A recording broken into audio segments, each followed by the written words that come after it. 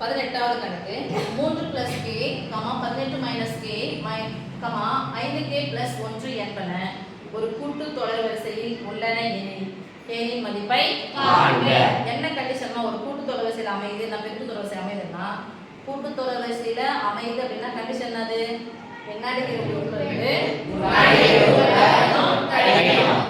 பின்னாடி இருக்கிற உறுப்புல இருந்து முன்னாடி இருக்கிற உறுப்பை கழிக்கணும். இது வந்து ஈஸியா ஞாபகம் வச்சுக்கிறது. நம்ம கணக்கு கஷ்டம் இல்ல அப்படிங்கிறது.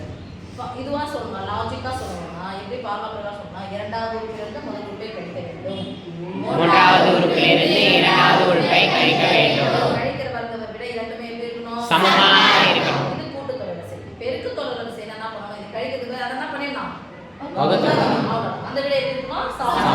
சோ கண்டிஷன் ஒரு கூட்டு தொடர்வரிசையில் அமைகிறது. ஒரு பெருக்கு தொடர்வரிசையில் அமைதுனா பெருக்கு தொடர்வரிசைனா வகுத்துடுங்க. கூட்டு தொடர்வரிசைனா கழிச்சு. ஓகே? வார்த்தைகள் சொல்ற அது கூட தெரிய மாட்டேங்குது. கூட்டு தொடர்வரிசைனா கழிக்கணும். பெருக்கு தொடர்வரிசைனா வகுக்கணும். எதல பின்னாடி இருந்து முன்னாடி உறுப்பு. ஓகே? இப்போ சொன்னா இந்த உறுப்புல இருந்து இந்த உறுப்பை கழிக்கணும். எத்தனை உறுப்புகள் இருக்கு பாருங்க? 2. இங்க எத்தனை உறுப்பு இருக்கு? 2 உறுப்பு. அப்ப இதுவும் 2 உறுப்பு. 18 - k.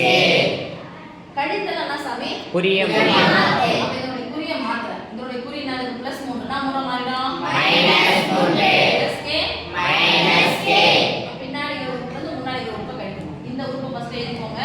5k + 1 இத கழிக்க போறோம். இத கழிக்கணும்னா +18 என்னது? கழித்தல் என்னது? குறிய மாற்று. +18 என்ன 18 -18 -k என்ன கேவா மாறிடும்? +k. ரெண்டும் எப்படி இருக்கும்ப்பா?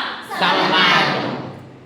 இரண்டாவது உறுப்புல இருந்து முதல் உறுப்பை கழிச்சு வர விடை, மூன்றாவது உறுப்பு இரண்டாவது உறுப்பை கழித்து வர விடை எப்படி இருக்கும்? டேய் சமமா இருக்கும். எப்படி இருக்கணும்? சமமா இருக்கும். இப்ப பாருங்க சாமி, முன்னாடி ஒண்ணுமே என்னன்னு அர்த்தம்? 1. எத்தனை k இருக்கு?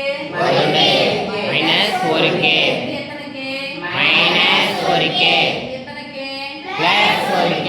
மொத்த உறுப்புகளை மட்டும் தான் கூட்டவோ கழிக்கவோ முடியும். yes k கூட k சேருங்க, நம்பர் கூட நம்பர் பாருங்க. k கூட k சேருங்க, நம்பர் கூட நம்பர் பாருங்க.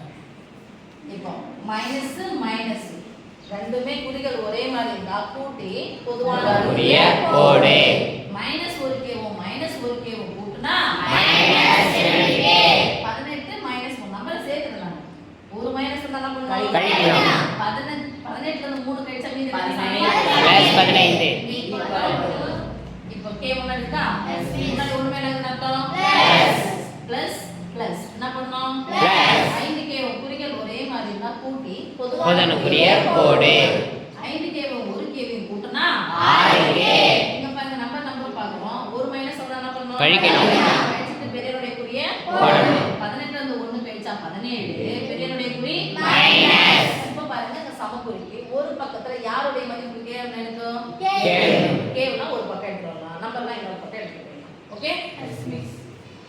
இப்போ -2k இந்த k அந்த பக்கம் எடுத்து போய்ட்டா -2k சமக்குறிக்கு அந்த பக்கமா போனா +2k போட்டுட்டா பிளஸ் பிளஸ் கூட்டினா என்ன கிடைக்கும்?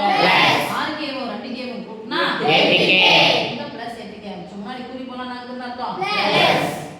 -17. இது இந்த பக்கம் போச்சா இதுதான் பக்கம் வரணும். -17 சமக்குறிக்கு இந்த பக்கம் வந்துனா +17. முன்னாடி குறியில என்ன அர்த்தம்? இதுமே பிளஸ் ஆனா என்ன பண்ணி போறோம்? இதுமே மைனஸ் வந்தாலும் கூட்டிக்கலாம். இப்போ 17 கூட 15 கூட்டினா எவ்வளவு சாமி? 15 கூட்டினா 30. ரெண்டு எக்ஸ்ட்ரா இருக்கு. 32. யாருடைய மதிப்பு எனக்கு தேவை? தேவையில்லாத யாரு? என்ன 8 இருக்குது? +8 தான் ரைட். 8க்கு k க்கு நடுவுல என்ன சமம்? 8 சொல்லணும். நான் 8 அது பெருக்கல் வாய்ப்பாடு. 8வது பெருக்கல் வாய்ப்பாடு.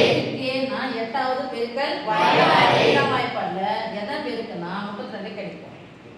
4 32 1 8 4 32.